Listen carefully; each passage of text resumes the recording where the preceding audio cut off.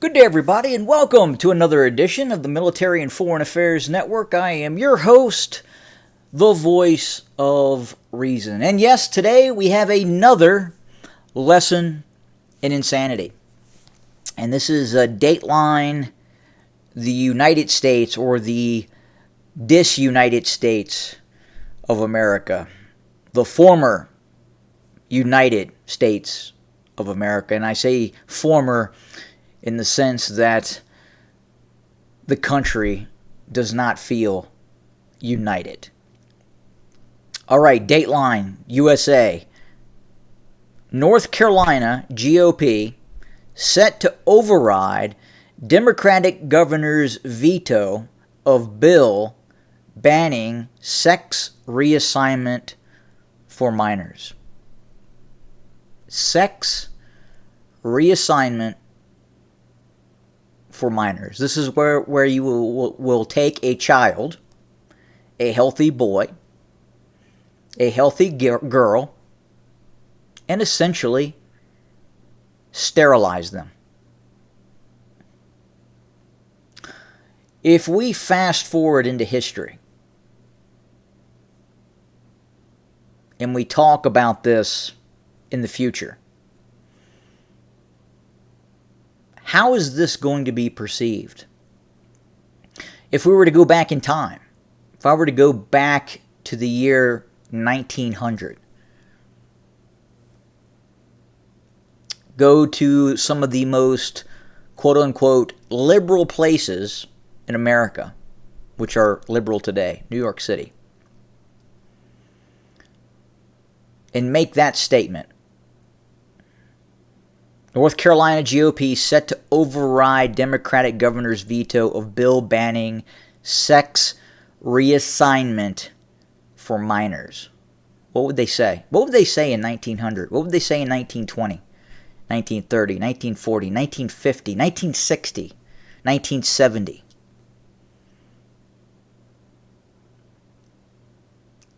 If I were to go back in time and tell those Americans that in the future, we would be castrating our children. We would be sterilizing our children. We would be pretending to turn boys into girls and girls into boys. What would they say?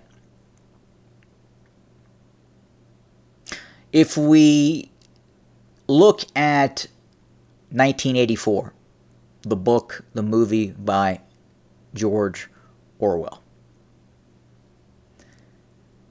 And in the movie, they specifically talked about eliminating the quote-unquote orgasm. Now, at the time, that was something that we would all look at each other and say, well, that's crazy. That's insane. I would have to say, if that movie, 1984,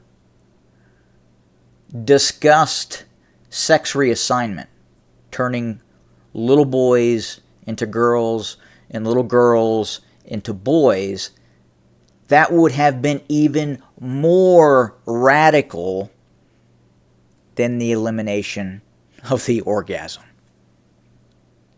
Don't you think?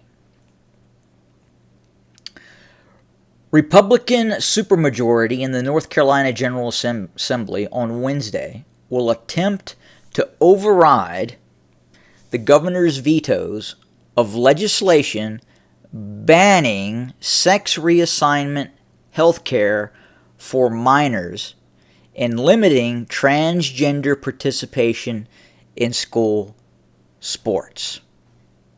What does that mean? Well, if you are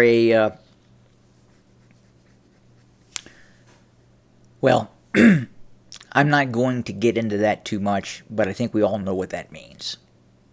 Recently, a powerlifter, a male powerlifter, has taken the female powerlifting championship simply by stating that he is now a she. And he is not. He is a man. So again, another lesson in insanity. Have a good day.